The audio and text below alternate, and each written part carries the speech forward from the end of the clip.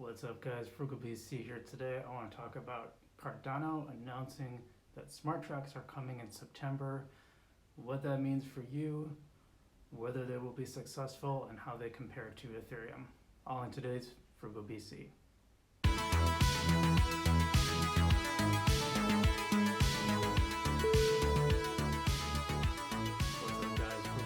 Welcome back to the channel. Thanks to everyone who's subscribed, and special thanks to Jeffrey for the tip the other day. Really appreciate that. I never got one of those before, so that's pretty cool. Just want to give you a little shout out. If anyone else wants to do that in Algorand, feel free to let me know, but I don't know if that's going to be a rare thing or not. But anyway, today, you know, if you could, by the way, before I get into it, I say this every time, but if you could hit that subscribe button, super appreciate it. Thanks, guys. And also a like button too, like button really helps too. But today I want to talk about the Cardano.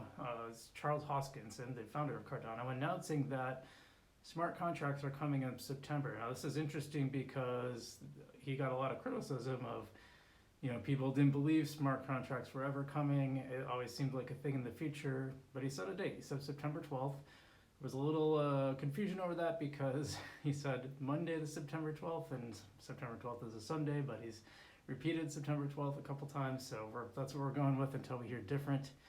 But the Alonzo update, which will come out September 12th, this is what's going to launch smart contracts. So Ethereum is most known for this, of course. If you're new to the crypto space, Ethereum is kind of the front runner in this regard.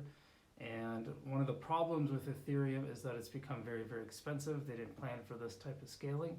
And so a lot of new places are new cryptocurrencies are coming in place to replace this and do it a lot better. Algorand is one of my favorites, and Cardano is entering this space. So in September they're going to do that. That means you'll be able to do DeFi stuff like liquidity mining, DEXs, all that kind of good, staking, all that kind of good stuff. So a lot of people are really interested in this news.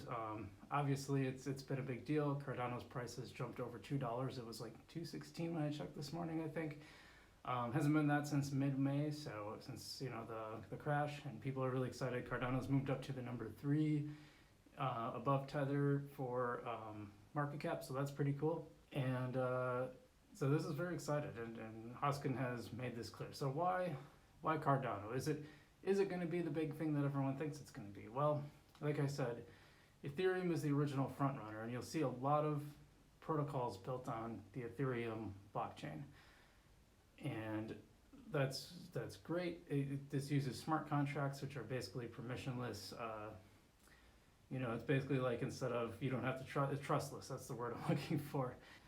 So basically, with a smart contract, neither party has to trust the other. It all happens automatically. You put one thing in, they put one thing in, the swap happens, and you both get what you want. That can be done in a number of different ways. I mean, that could be for real estate transactions. It really has, the applications of this are huge. It could, you know, right now it's mostly banking type things. You can do lending on it, stuff like that. And my other favorite one right now is Algorand. Now, Algorand already has its smart contracts up and running. I've done one before on Yieldy lending protocol, which is like, it has a lottery and a staking pool with its own Yieldy token. And every time I do something on it, it's like 0.001 or 0.002 Algorand.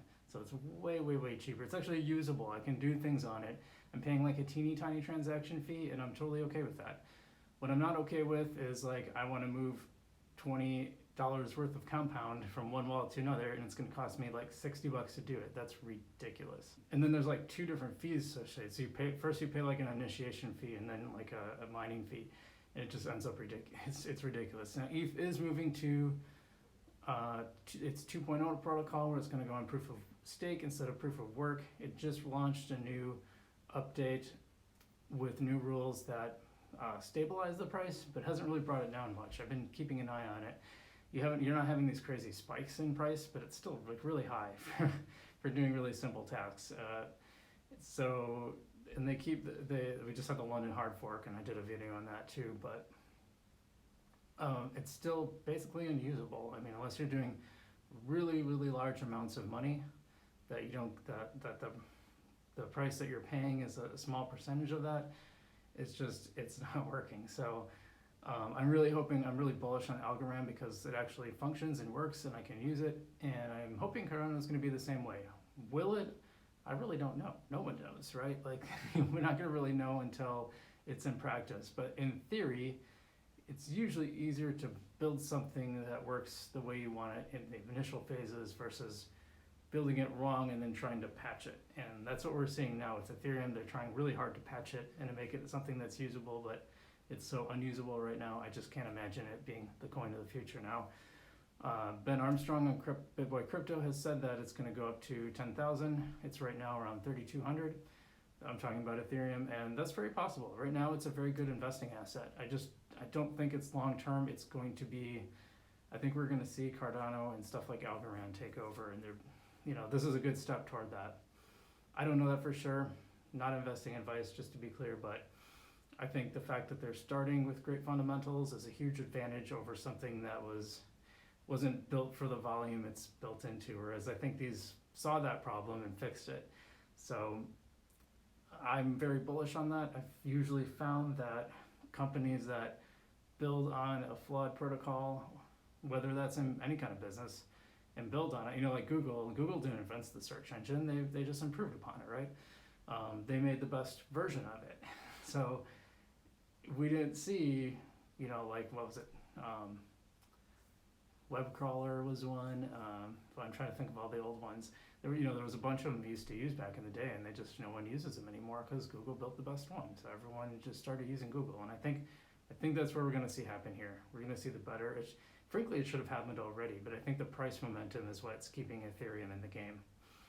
Anyway, that's my thoughts on Cardano. I'd love to hear your thoughts. Do you believe in Cardano? Do you think the ADA token has potential? Do you think both in price in terms of the project viability, or do you disagree with me? You think Ethereum's great? Let me know in the comments. Love to hear from you. Thanks for watching, and we will see you next time.